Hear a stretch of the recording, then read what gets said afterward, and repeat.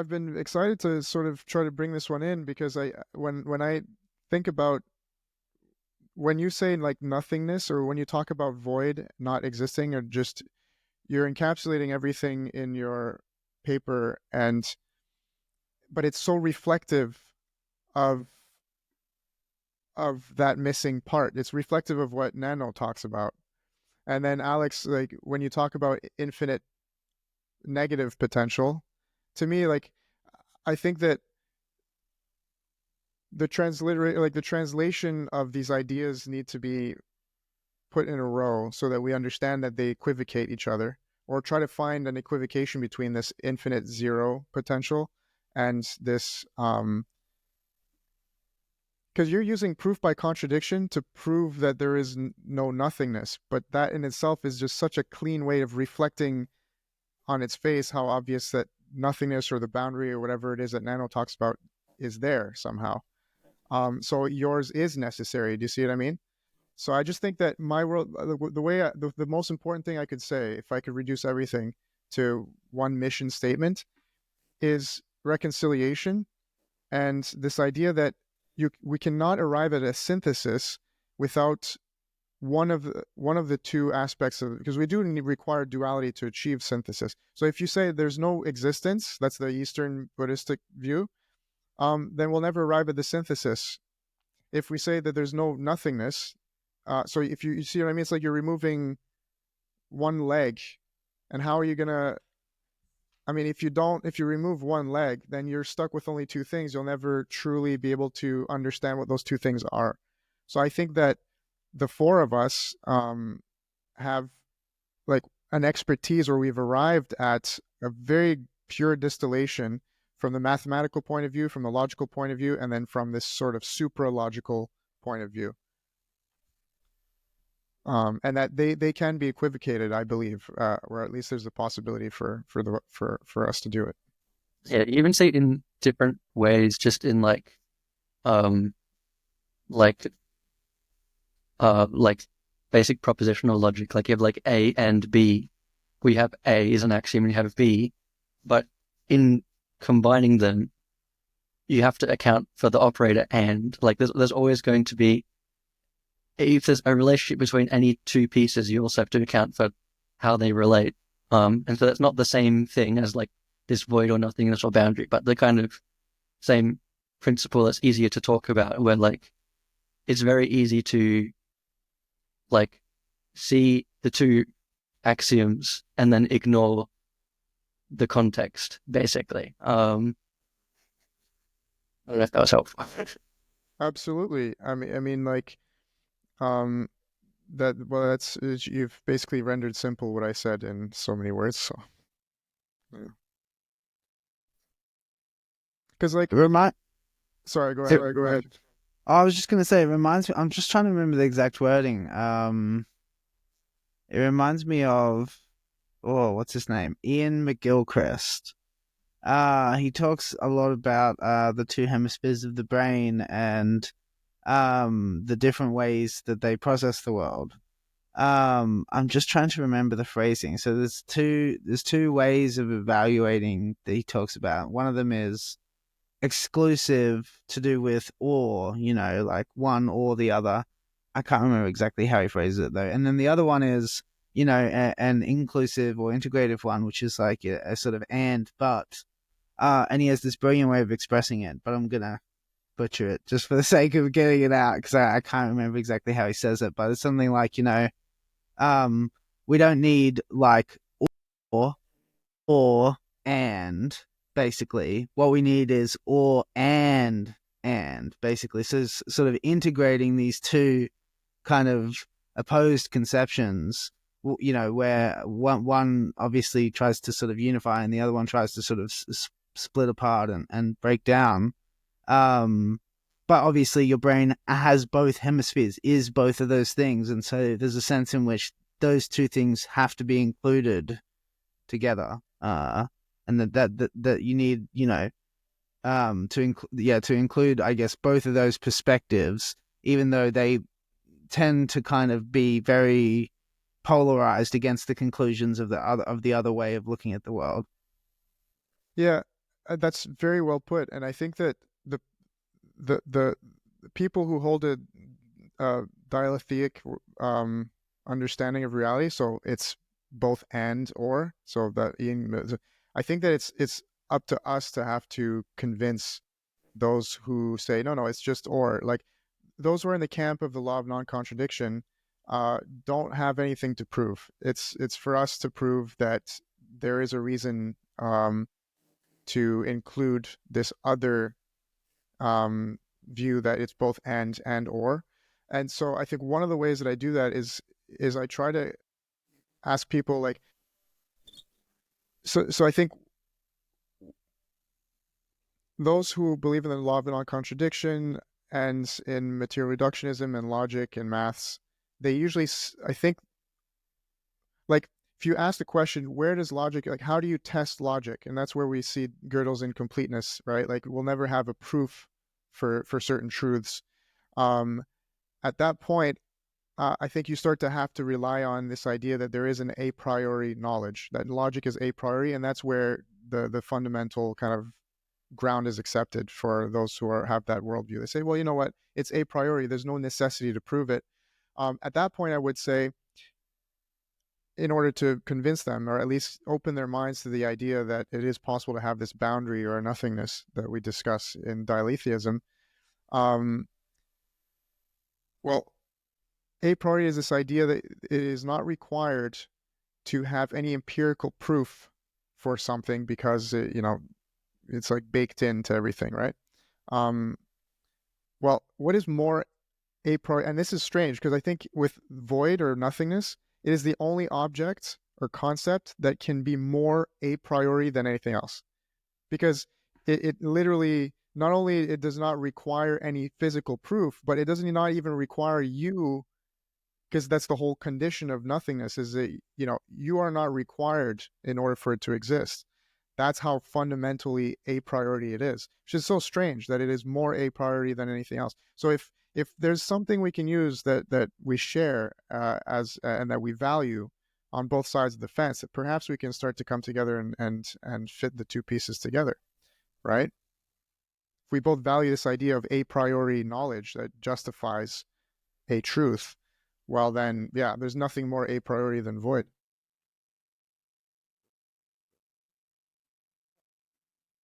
I guess, I mean, it strikes me that the that the triangle represents three different perspectives one could take on what I suppose would be considered to be most a priori, and that helps me actually circle back around to a question I wanted to pose to the both of you. I mean, I know Alexander and I have had a few discussions over the past few months about idealism and while sort of, I guess, reductive materialism or synonyms of that worldview, physicalism, say, seem not equipped to explain the world. It doesn't necessarily seem that idealism does a better job most of the time. But I guess what I'm wondering about, from my perspective, is whether the two of you would describe yourselves and your way of relating to the world as idealists, which I think is a question really about how pivotal a role do you see consciousness as playing. And I'm imagining, as I'm asking, that probably, James, you'll see consciousness maybe as more pivotal than Nano, given the focus, what I've heard so far in the conversation. But I'm interested to see, I guess, where the boundary lies. Nano, would you like to begin with that? It just made me think of a few things and also a question. So the sort of consciousness part of the question is like it reminds me of that like, I don't know what you even call it. It's not like a proverb, but like that like very famous saying of like, if a tree falls in the woods and no one is around to hear it, did it make a sound? Like that kind of thinking of whenever consciousness comes into play. That's what that kind of thought jumps to mind. And I think that I would actually say that having the observer as a reference point like for me, there's like that's jumping all over the place. The sort of measurement that takes place by an observer observing things or thinking about things or trying to understand the relationship between things is like a fundamental component of, I guess, existence, but also of non-existence. Like it's one of it is, you cannot remove it. In terms of a justification for that position, I'm not too sure I can provide a like conclusive proof that it is necessary. But I do think that consciousness is a fundamental piece of the puzzle. Yeah.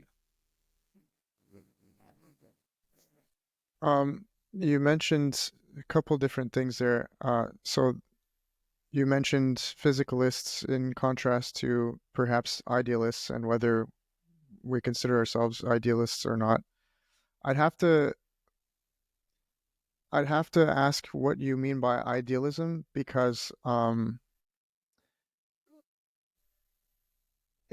ideal, I think, is, as far as I understand it, is something that you're trying to reach. But you know, when you're a material reductionist, you say there's nothing to reach for. It just all is here as it is, and I take it at face value. And an idealist says, no, I want to change things, or I think that there's something else or better or whatever. To really simplify things.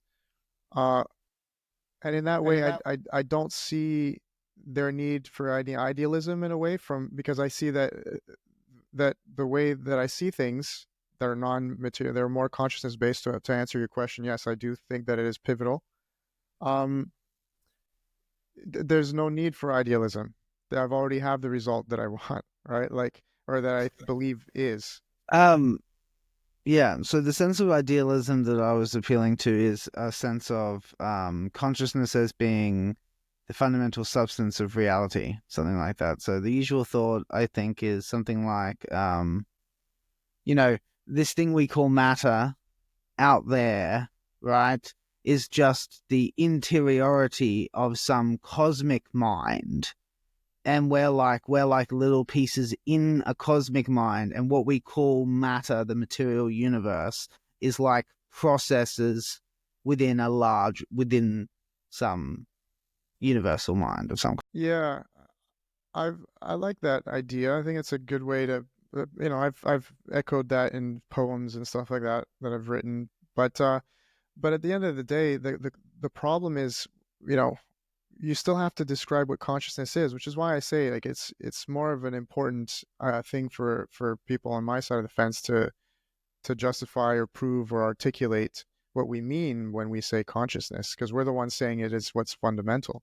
But when but that's why I was bringing this up, because at the end of the day, consciousness is not material, but it's not immaterial either. It's not some, it's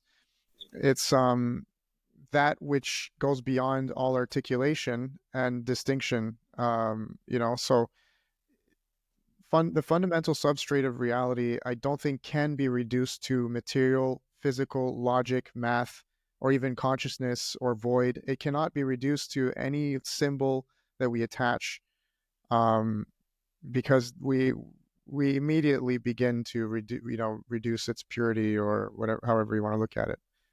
That's why I say it's an experience or an intuition, and that really we're all just quibbling over semantics at the end of the day. Yeah, and the fundamental substrate is like a composite of, it's made of, it's like this is getting like a fabric of all of the sort of like the material, immaterial, and consciousness. It's you can't reduce it down to any one piece. And in terms of, do I think that like existence or our consciousness or anything exists within some sort of greater cosmic mind? I would say probably. At least I don't think so. Yeah, I mean, the thing that I guess leapt out to me, or at me about what I just heard, was that you can't reduce reality down to this or that or the other. And then I guess a follow-on thought popped up in my mind, which wasn't verbally articulated by either of you, but that was something like because the actual nature of that reality is somehow irreducible, like that. I guess characterizing it as irreducible actually gives you some informative content about it, in that it alludes to the richness, that intractable, inescapable, ineffable, the thing that's always beyond linguistic representation, that it can never be, fit into a conceptual box, that you never can fit inside your head, that overwhelming, overarching thing that just everything just, is. It's not just that it's not reducible, although that's true, not reducible to this and that and the other, but in a way that the actual nature of it is to be irreducible. That's part of the actual fabric of the reality, is that it's not capable of being flattened while maintaining its integrity as what it is. Yeah, as if though it's its prime quality. I would agree with that. Yeah, that irreducibility is like it's what qualifies it from our side of the fence, right? Um, which is why like my preference is consciousness as a point of reference, as Nano said. Um, but some people's point of reference is the physical world around them. Others are it's just pure data or logic. So they're all valid. Yeah, I agree that there's just different perspectives of the same thing, and depending on which sort of side of it you're looking from, you'll see a different picture. Yeah, I really liked as well, James, that you mentioned, in your response, I guess, like that, the burden still remains to be met as to specify the nature of consciousness. It's all good and well to kind of say, oh, well, everything is consciousness, but really, unless we have a firm grasp on what exactly consciousness is, we haven't got very far. And that's actually one of the things that I really like about Alexander's essays on mathematical idealism, is that I think that the mathematical formulations of idealism give you a much more determinate scheme to put in your mind in terms of what are we actually talking about, when we're talking about consciousness, like, what do we mean?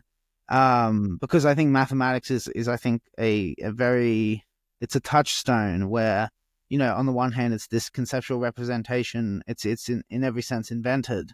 But on the other hand, these structures are like aligned with reality in a way that like totally transcends any kind of fiction, that, there's the suggestion that it's not real, or that the whole problem of is mathematics invented or discovered is it revolves around this whole issue of, on the one hand, obviously we came up with it, but on the other hand, like fucking hell, it works so well. Like it's like I'm mind blowing to think that it, couldn't be actually true.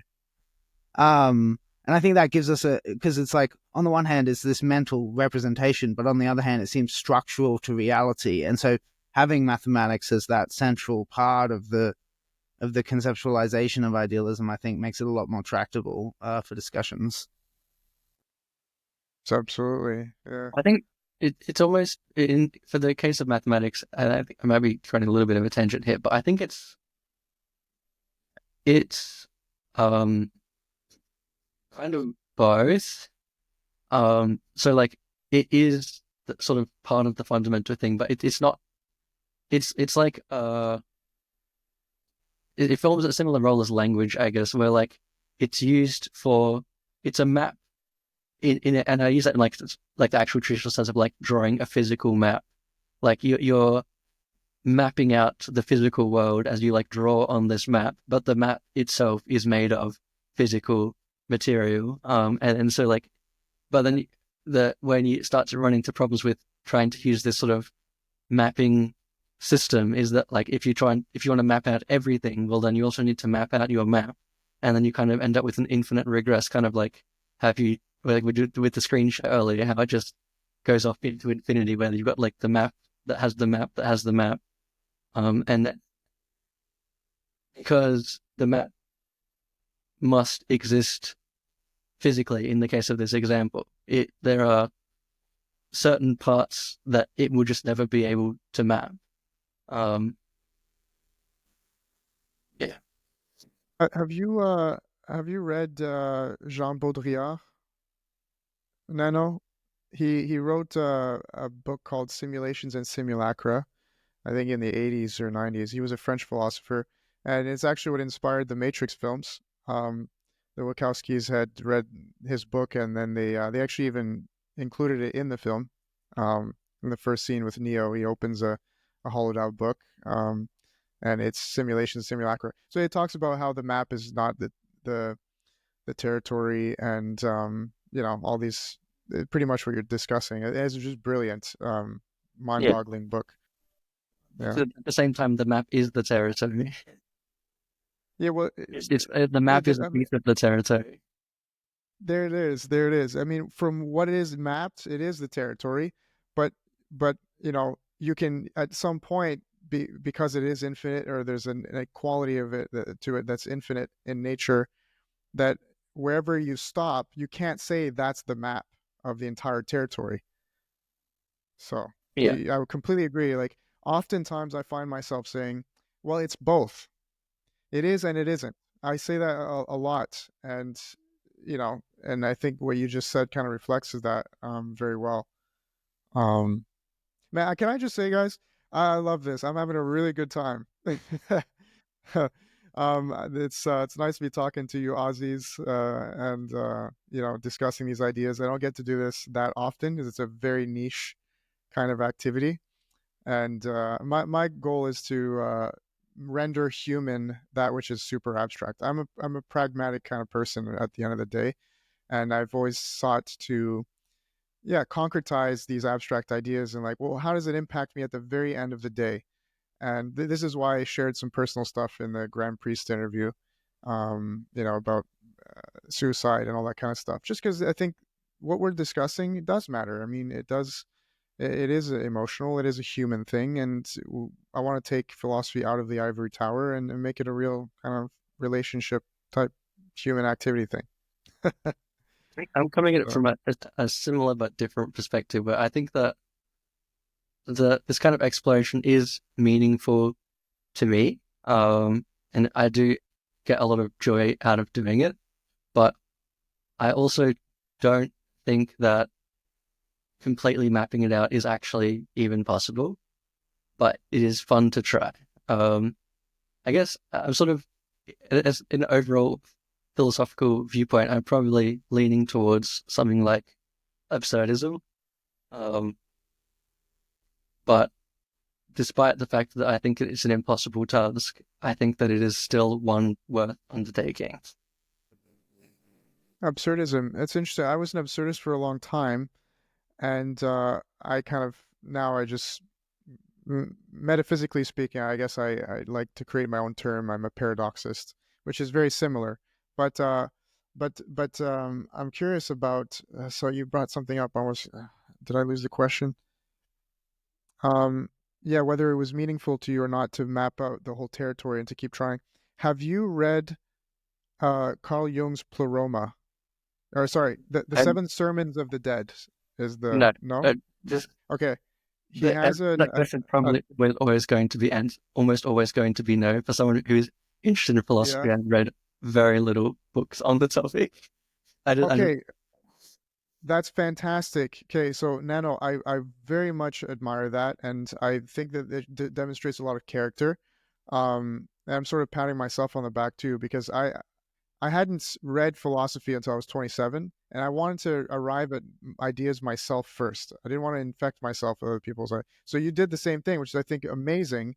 And now, if you do start to read these things, I think you'll feel invigorated, justified in some ways, and also clarified on the things that you've made mistakes on and things that you weren't aware of. Um, but that's one I would recommend: the Seven Sermons of the Dead, the Gnostic texts that Carl Jung wrote. And he described this object or this thing called the pleroma, and I think Alex knows it quite well as well, and it's just mind blowing. I think you'll really enjoy it, because that he describes just how meaningless it is to think about the pleroma and how it really just dissolves you, and it's maybe even the height of evil in some fashion. But anyway, You have it's to check it out. interesting stuff. Yeah. One philosophy book I have read that was super interesting that I really, really liked was Wittgenstein's Tractatus. I don't know, that one really resonated a lot with me, a lot of pieces in it, especially when he was talking about like language and how it can sort of get in the way of trying to explore these kinds of ideas. Yeah, I just found it really quite insightful. Yeah, I'm a big fan of the Tractatus as well. My favorite parts are probably right at the beginning and right at the ending. Right at the beginning, he's just straight away into bangers. The world is everything that is the case. Fair enough.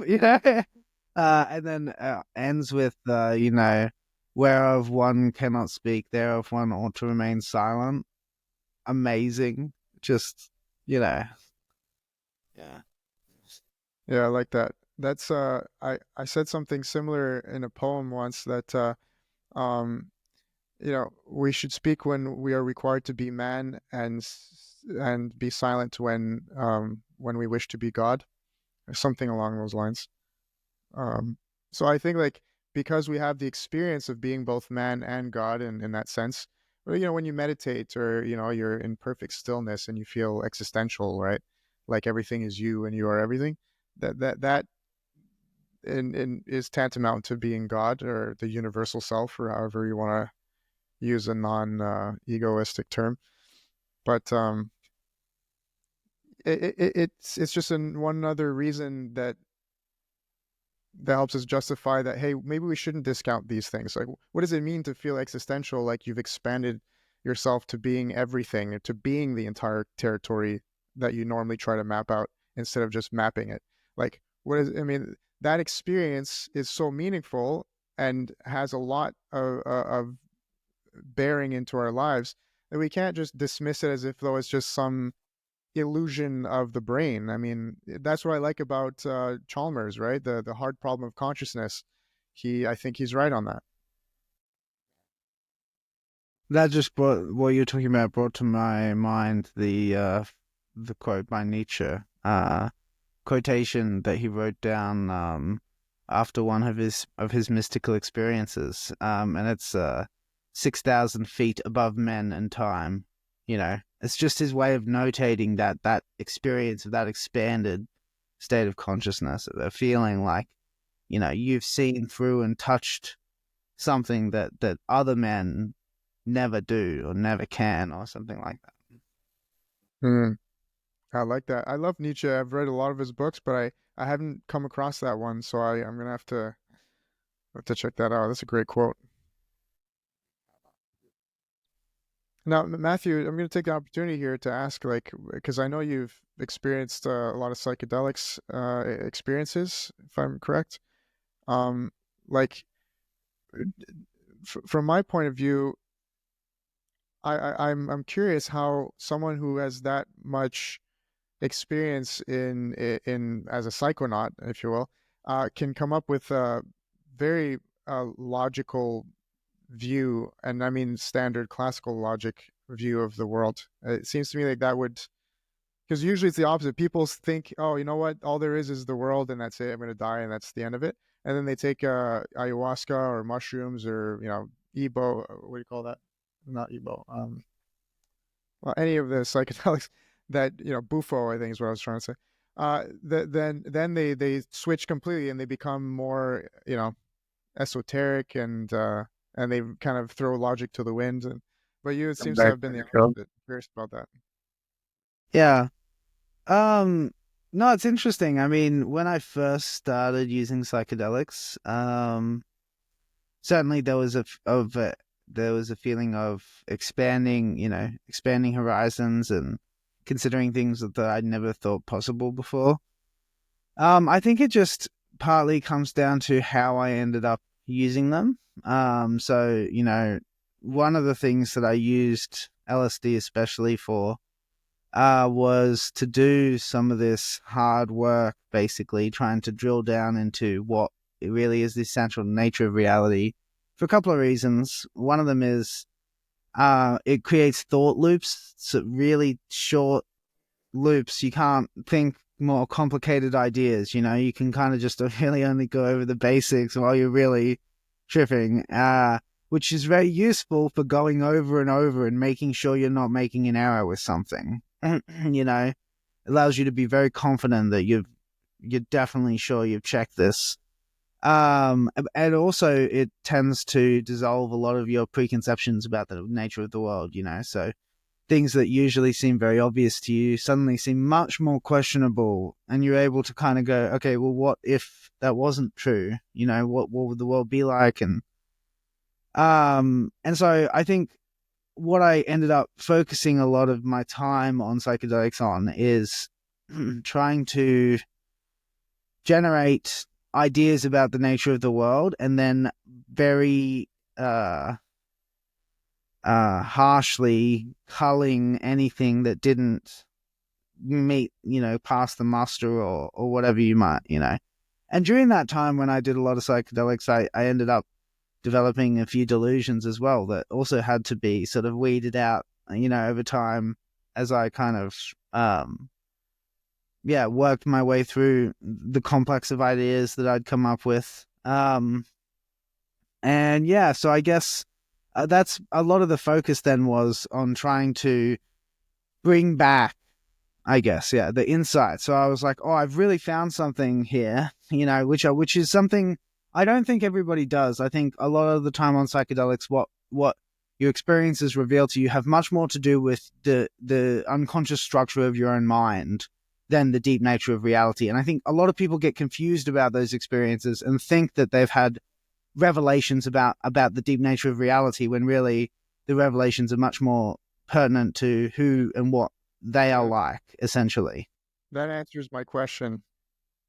That Oh answer yeah. right there, because I was just gonna ask, like, is it fair to say that you came in with the assumption that the world is just purely logical or data logical, and that you went and discovered that to be true, which in a way, if it reveals the fundamental structures of your minds, then you know it doesn't matter if you took that assumption or not. It just reveals how you functioned in a way. So that kind of answered my Yeah. question in a more sophisticated way than I ever imagined could be possible. But now I'm quite curious, like, how is it then, or why do you believe that you were, you know, that you were attracted to Nano's work, as far as even, you know, having him contribute to your essay or your thesis, and he's, I mean, on the face of it, completely antithetical to your ideas if he's bringing the idea of anti-logic. I Yeah. I wasn't. So we were along the same paths, and then I don't know, a few years after we'd sort of figured out a lot of that kind of stuff, I was just thinking more about like, okay, I feel like we have come across a correct answer. Like I'm not sure if it's the correct answer, but it's at least a correct answer. But how can I be sure that I'm not finding the right answer to the wrong question, I guess? And so then I sort of like assumed like, well, it looks like it's the right question based on every method I have of evaluating the validity of a question. But maybe that is just itself my own bias of how I believe like what the question should be. And so then I started intentionally looking for like, what is the most wrong question according to my current metric? And that was when I started to look into that and discover some of the stuff about anti-logic. That's why I started with like, because up until that point, my like one of my most fundamental assumptions was that like the laws of logic are a given. And so like for me, it's like, okay, well, if that assumption is wrong, what if I go to the complete opposite end and start looking there? And that was where I went from it. It reminds me of Hawking. He said, equations are what rules and governs and gives credence to the world and all that stuff. But what breathes fire into the equations? Um, you know, what is it? Where do they come from? You have that infinitely regressive question.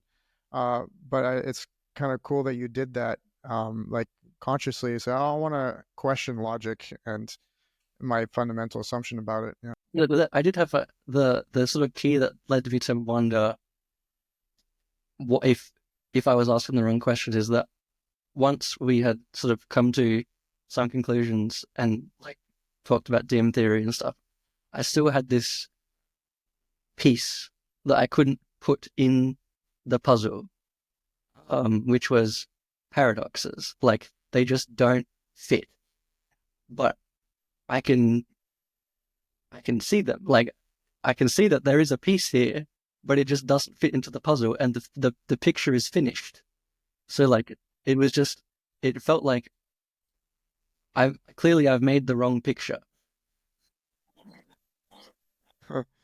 Because That's I don't think that brilliant. it's not like IKEA furniture where they give you like an extra screw in case you lose one. I think that there is that I should have no pieces left once the picture is finished. Yeah. Maybe just to, I guess, elaborate a bit on what Nana said and to give a more complete answer to your question.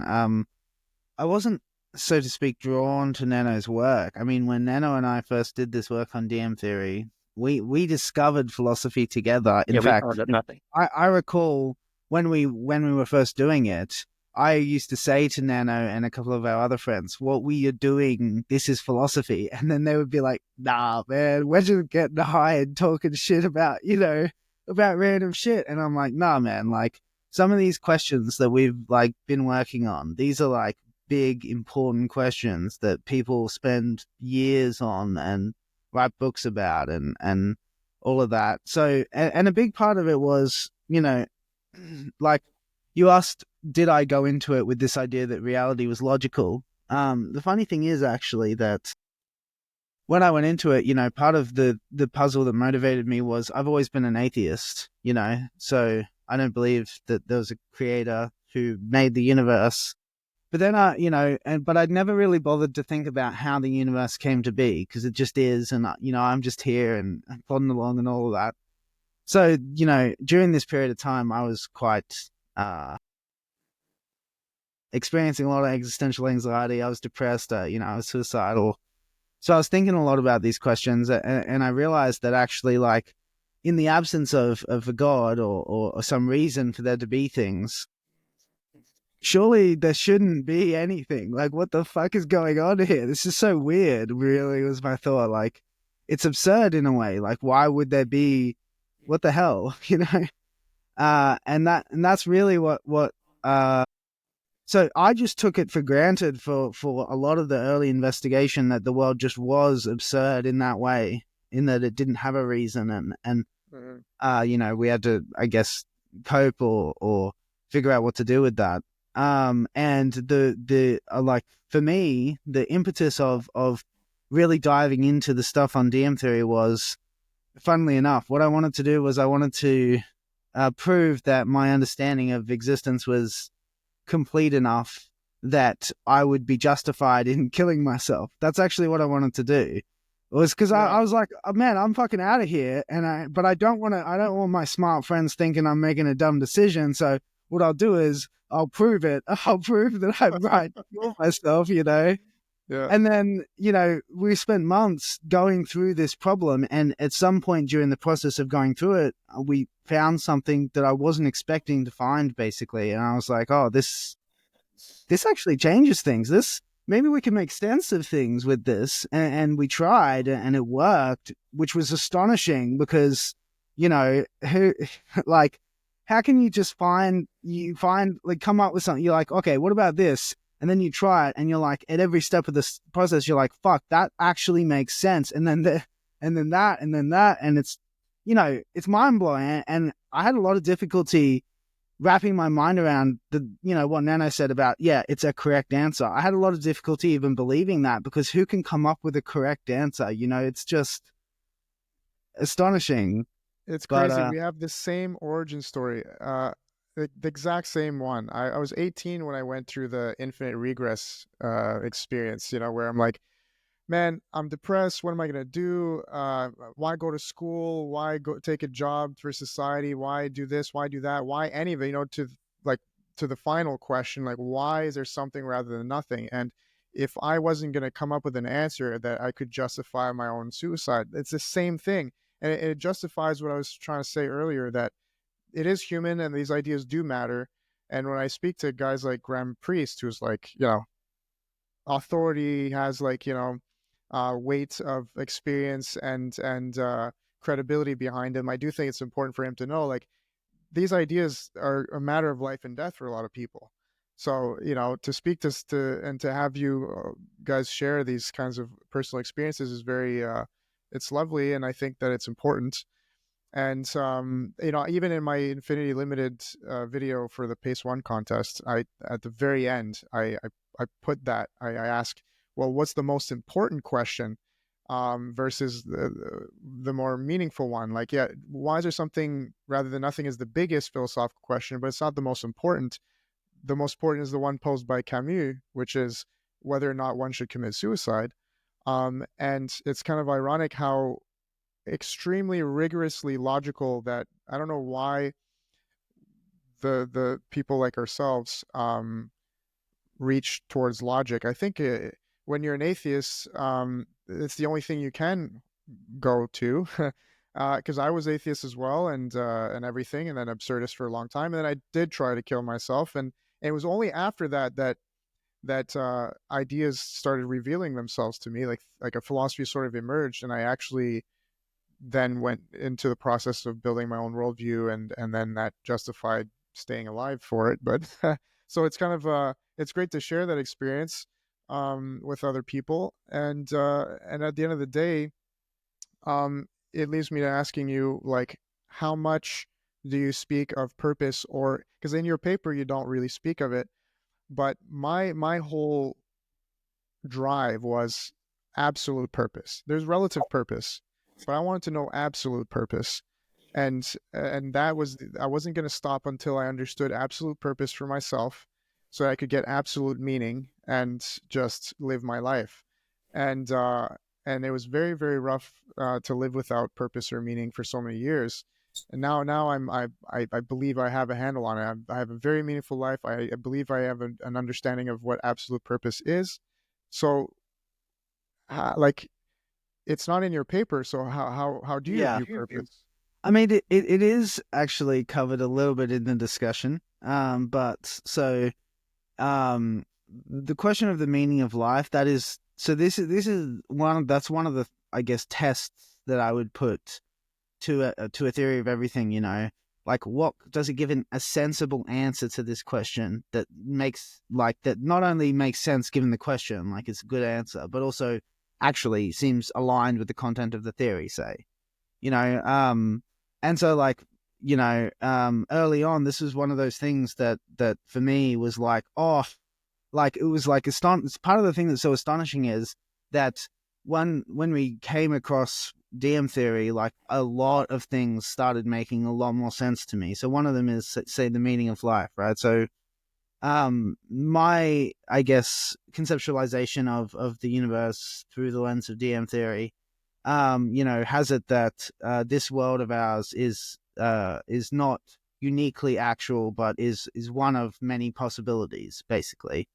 And that, what subjectivity does in that context is it realizes the possibility. Like, possibility just in itself is kind of a dead thing. Like, it's just there, it just sits there. You know what I mean? Whereas possibility that contains the possibility of subjectivity comes alive in a way. Like the subjectivity actually makes the possibility manifest to itself, or something like that. And so, in some sense, like, I see the nature of the mechanics of the world as being part of this process of continually realizing possibility. And that's actually how I think of the meaning of life is that, here we are, And what's the meaning of this life of ours? It is to, you know, to kind of, I guess, work out who we are. We're each unique individuals, you know, to work out what it is, that uniqueness, that fingerprint that is our identity, and to kind of realize that as fully as possible, you know, to be uniquely, fully you as much as you can be, to walk that path that is uniquely yours, you know, to contribute to the world, that thing that only you have to offer. So Yeah, that sounds to me like relative purpose, but at the same time, so would you say that the absolute purpose for that is for a relative purpose to exist? Like, like, so i to reconstitute what you're saying, it sounds like you're saying that the absolute purpose of reality is for the subjective individuals within it to realize the possibilities and achieve as much meaning as possible. kind Uh, of. It's more like, the way I think of it is instead that, like, I guess, the function, what reality does is realize potential, and then meaning is more like us, like modeling out what our lives are about in such a way that harmonizes with, I guess, the mechanics of the world, or, you know, the mechanics of our biology, and that kind of thing. And so I guess for me, and this is part of what I see as a confirmation, is that that same frame of, okay, reality does this thing where it's like this self-realizing possibility. And that's actually what a human life is. A human life is a self-realizing possibility. And that it seems to me that the way to get the most meaning out of your life is to ask yourself, you know, what what are the possibilities that live in me, and which ones matter to me the most, and how can I best, you know, create the conditions to make those manifest themselves and become real. And yeah, see so that Mhm. sorry to stop, but at that point, I would ask myself, what's the point of that? Well, That's that to me the yeah, absolute purpose. Like, what is the point of doing that or having that? the point of doing that is that that's just what the nature of reality is. That's how I would think of it, in the sense of, what is the point of it? The point of it is to recognize that that's the way reality works, and to participate in that cosmic play of the realization of possibility. Yeah, for some reason that had never satisfied me. I fell into this infinite regress of like, well, whatever I come up with, like answer, I'll always have the question, what is the point? So that I needed to, I didn't want to accept tautology, you know, and it was really only until I understood the relationship between tautology and teleology, and that once you put the two together, and I know this is more technical now, but there is a logical explanation to the reason why, if you put the two together, there's at least a satisfactory answer for me insofar as what absolute purpose is. As for meaning, I think there is a relationship between purpose and meaning, obviously, but they're not necessarily correlated, right? Like the purpose of a doctor is to save someone's life, but you know, for someone who doesn't give a shit about, you know, uh, people, that they're, for them the purpose is just money. Let's say, well, then there isn't that much meaning in it for them, other than survival. So I think that meaning is highly sensitive and prone or subject to how sensitive you are as to your experience of the purposes that you accept into your life, right? Like, you know, this chair is for me to sit on. That's the a purpose, but how meaningful it is depends on how like the reason, like it depends on how willing I am to acknowledge or recognize how meaningful it is, or how, you know, in a spiritual way or any other way that you can come up with. So um, I don't really want to dive in too much into my work on absolute purpose and stuff right now, but Never interject. yes, please go ahead. Yeah. Yeah, I think I have a hunch why that answer is not satisfying for you personally. So it to me, the reason why it's not satisfying, it relates to actually the answer itself, and it sort of is evidence of that answer. And I think in that way, it seems like you might be similar to me in that, um, or I could be wrong, but so I let me go on a little bit of this tangent, and I'll get back to the answering the original question. So for me, I would say that meaning is sort of like a trail of breadcrumbs, and I think that there is like an optimal path or a series of like optimal paths that one could travel down in their life, and these like moments that we experience meaning and things like that are sort of a way of us following this trail of breadcrumb and realizing that we are helping keep our way along that path. And each path is different. I don't think that the what is meaningful, the reason that I think meaning, different people find meaning in different things is because they have different paths, and it's based on the individual. And so one thing that I think made InSync and I able to work together so effectively is that I think one trait of InSync is that he is like quite concerned with arriving at answers. Like for him, the meaning comes from the answers, whereas for me, the meaning comes from the questions. And so, like,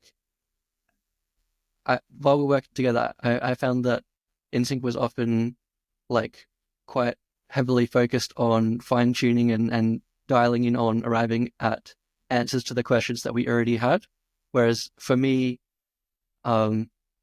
each answer was also meaningful to me, but not because I now had marked one of the things off the list of questions, but because that answer gave me a bunch of new questions, and I could feel that I was moving closer and closer towards finding the question that I want to find, basically. Yes. Do you know do you know philpapers.com And .org? It's David Chalmers, the philosopher who built. It's like a Facebook for philosophers. People upload their papers on there and they discuss and stuff. Anyway, I came up with a quote many years ago, which is, "The answers are only better questions waiting to be asked." yeah, So to hear you say that is very satisfying, because that's precisely how I view things as they are. But my motivation is to arrive at an answer, just like InSync, right? Like yeah, that's all great and fine. Answers always have better questions afterwards, but I still want a goddamn answer. So, but maybe I'm not sure, right? But I was yeah, suspecting that maybe the reason that the answer that InSync gave to like what is sort of the purpose, or like why, is because that is an answer rather than a better question. yeah, And I understand, and that's fine. Like I do look, I do think that multiple people have different paths. I think that multiple purposes can arise, and that's to me what I like to delineate the difference between subjective purpose and objective absolute purpose. So it's very satisfying from the point of view of subjective individuals, um, to view reality that way, and I actually experience it that way. But for a logical explanation or answer that is sufficiently logical, uh, and I think at that point it is removed from meaning. I realized that if I wanted meaning as a personal individual, that I have to put that aside if I'm going to come up with a logical answer to absolute purpose. We're in the business of absolutes, it seems, where we want to understand absolute reality, absolute truth, absolute meaning, absolute purpose, everything absolute. At least that's what I was in it for. So I had a strong drive, like InSync, to make things into an answer. Uh, but yes, along the way, I realized the process was very meaningful. So I was like, hey, this is interesting. That meaning comes from the process, but purpose is the end all be all. And in a way, I couldn't live my life without having an end all be all to give justification to my process of. And it was strange, because then my process was to, like, my process and meaning was to look to do that, to try to come up with an answer. And that's what gave me justification. And it was very difficult to divorce myself from that, because once, it had to happen first before I could go off and just find meaning in things that are a little bit more normal, more human, like, okay, don't just sit around all day thinking and working on these ideas. I think I can point to it. I can't, I don't know how to articulate the purpose, but I think I've got a good idea of how to point to it, at least from my perspective. So for me, we have that sort of individual purpose, and that is like, say you have like a work of fiction, like a book or something, right? And in that book, there are a bunch of characters, and each of those characters has their own purpose within the story, right? And their own path that they will travel on in that story. And that is that sort of individual subjective purpose. And if you were to say there is an objective purpose, some fundamental purpose, well, that fundamental purpose would be the story itself. Yeah, but then what's the justification for the story? What is the purpose of the story? And so that's where infinite regress comes into play. Yeah. The way that I tried to understand it was, if you look at anything, it helps to look at its antithesis, which is why I'm so adamant that we have to include void in order to understand existence. But if to me, what is the opposite of purpose? And I would ask myself this question, and whatever answer I came up to, I realized could not work, because it already had its own antithesis. So if I say meaninglessness is the opposite of purpose, for example, well, meaninglessness has its antithesis or its counterpart, which is meaning. So then I realized that no matter what you place as the opposite of purpose, and absolute purpose, immediately collapses, because then it takes on purpose of its own, which is to be the opposite of purpose. Is that a little bit labyrinthian? Yeah, I completely understand where you're coming from. I think that is sort of related to that thing I was talking about earlier with like the map and the territory thing, right? Where like the territory is, right? And the map, like when you try and say like why, if you try and like use the map to figure out why the territory is, the only answer you will arrive at is why the map is. Because there's no like purpose and reason to me is, it requires that perspective. So like similar with that triangle, right? Like without the measurement taking place from the individual measuring, there's you need that reference point basically for the measurement to make any sense. And then so purpose itself is that measurement.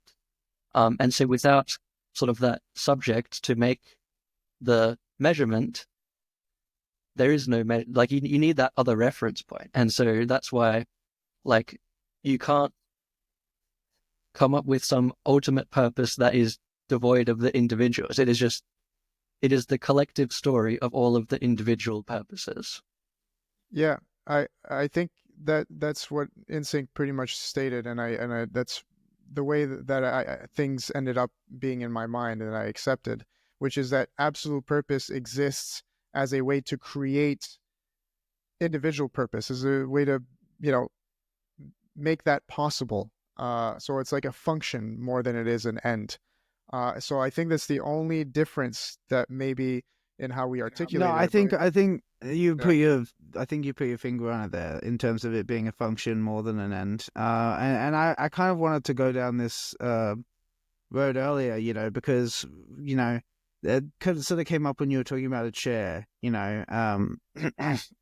because obviously the meaning of a chair is different in that sense from its function, right? But when we're talking about an activity or a phenomenon or something we do, right, something like a process or a method or something like that, the meaning and the end or the purpose or the reason, those are not distinguishable in the context where we're talking about an activity. When we're talking about an activity, the meaning and the purpose are the same. The whole meaning behind the activity is the reason that you're doing it, the thing that you're trying to make happen, what you're trying to bring about, something like that.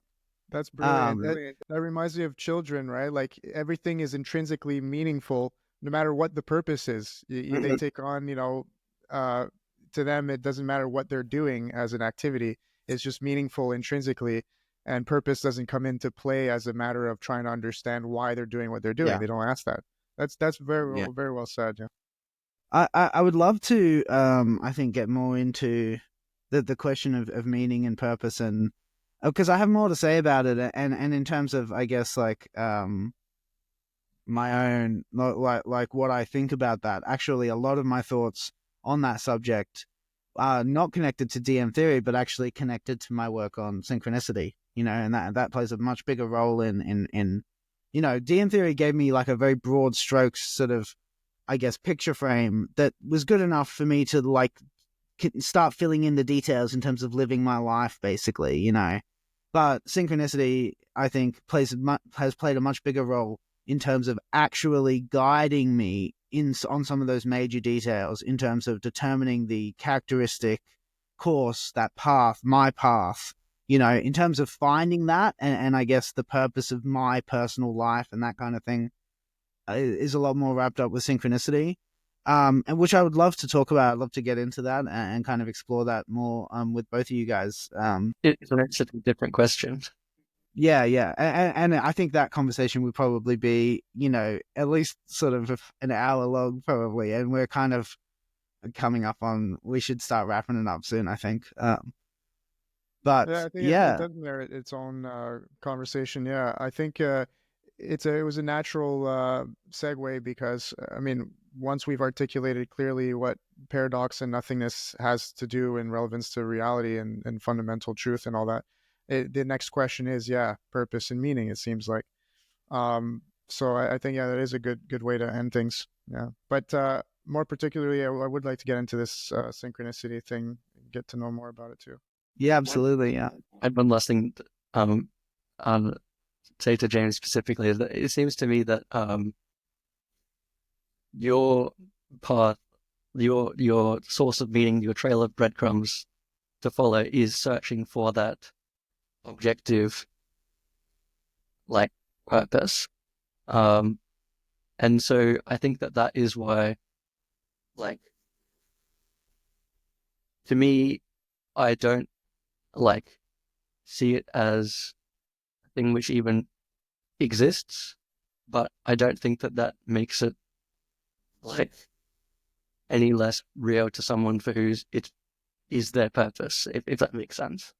Sorry, but what doesn't exist? Because you broken up there. Objective purpose, I think you Objective mean. purpose, like some Yeah. greater as a whole purpose. I personally don't think that there is a purpose, but I think that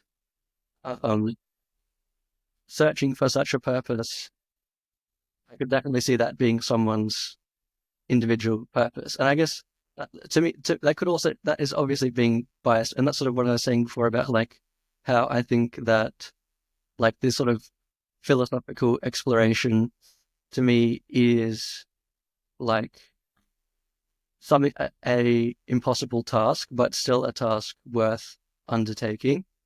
I think that none of the philosophical questions that we can ask can be conclusively answered in a single way.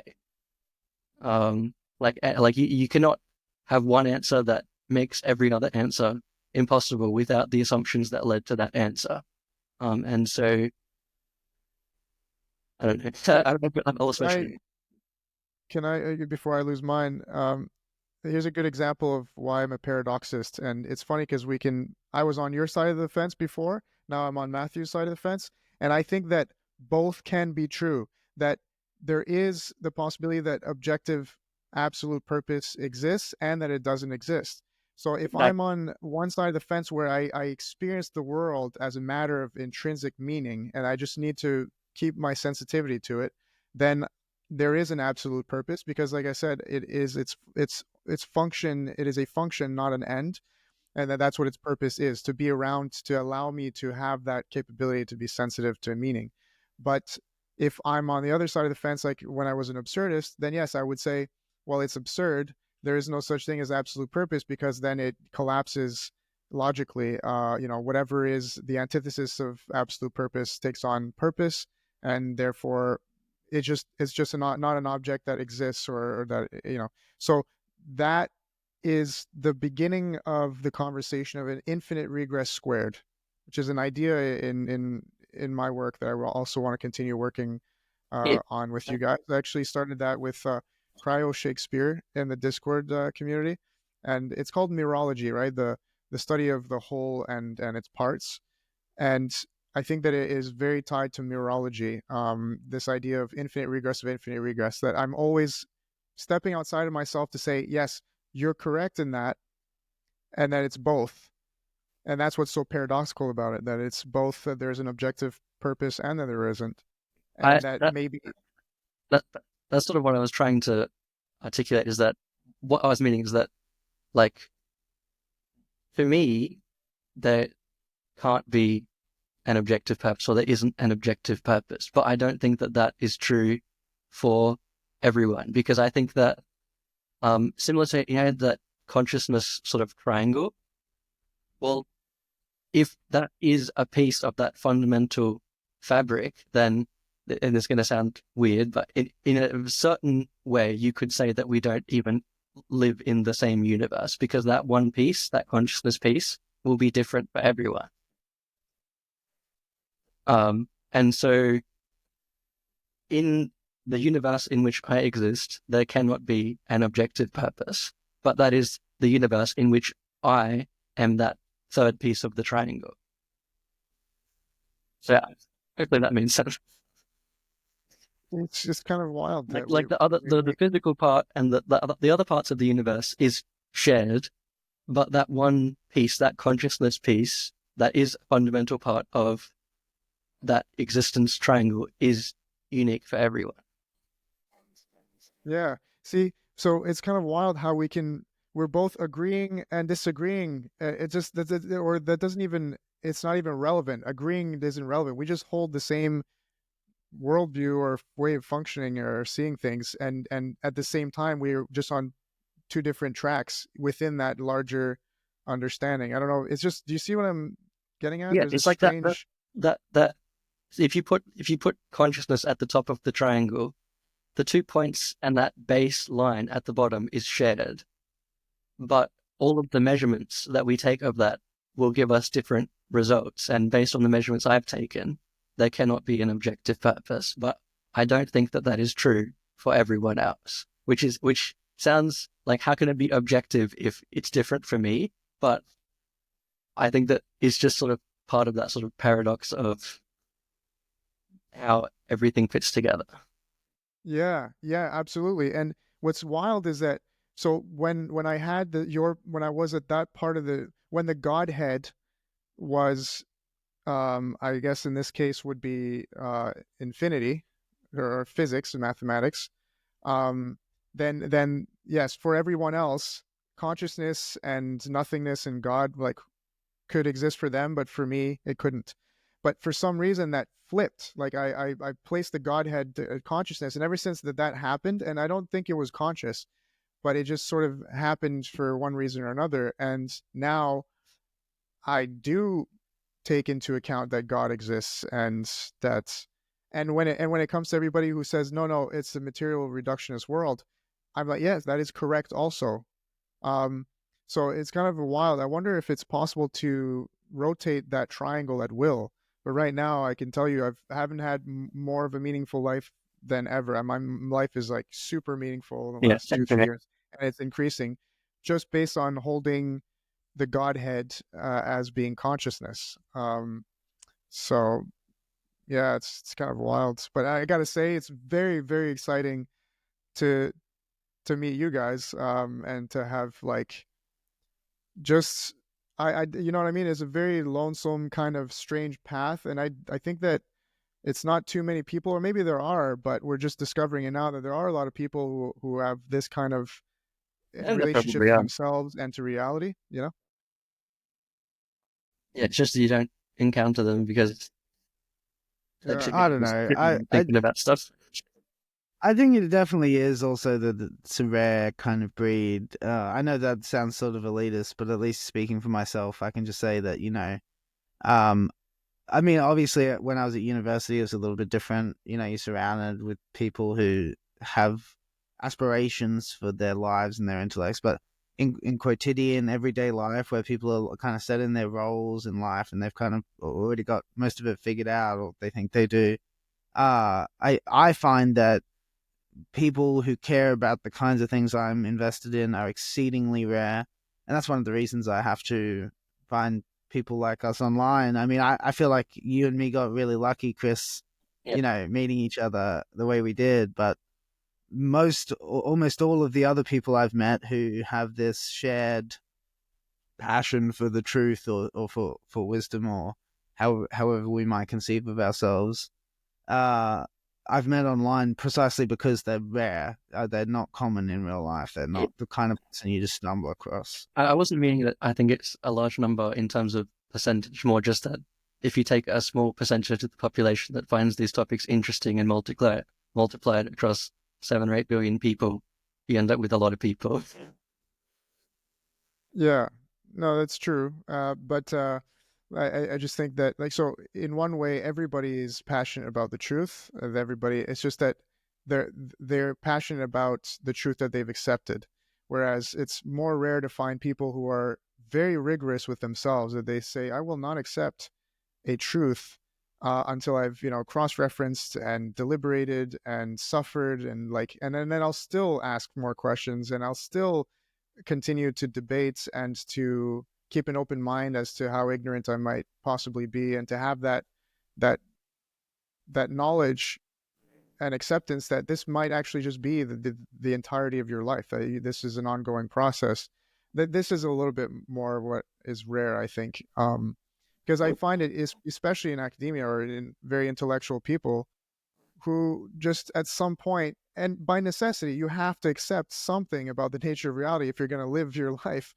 And it's very difficult otherwise to live a normal life, to have relationships and so on, otherwise. So What I think it likely comes down to is just that I think that a lot of people just stumble across their trail of breadcrumbs without even having to sort of realize that there's a trail of breadcrumbs to look for. Like they just sort of happen to find the things that are meaningful to them and pursue them, and then there's no reason for them to sort of do that sort of meta exploration to figure out, well, where should I even look for the breadcrumbs, because they just happen to bond them.